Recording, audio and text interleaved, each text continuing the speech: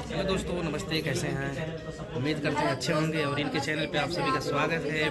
काफ़ी दूर से चल कर आए हैं यहाँ पे OS रिकॉर्डिंग स्टूडियो का मतलब भोजपुरी फौजी, अन्य बहुत लोग आए हैं यूट्यूबर, और हम लोग भी यहाँ पे आए हैं। तो ये भी आए हैं। इनके चैनल को आप लोग सपोर्ट कीजिए। बहुत ही अच्छा क्या है, श्रीमती चौहान देवरिया। श्रीमती चौहान देवरिया ये चैनल का नाम है दोस्तों।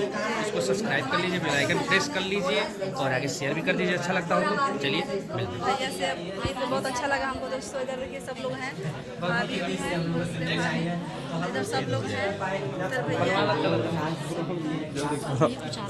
चल रहे हैं, भर रहे हैं।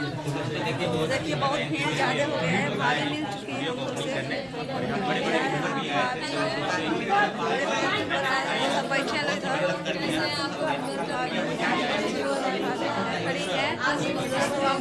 देखिएगा और लाइक सब्सक्राइब करिएगा, शेयर करिएगा।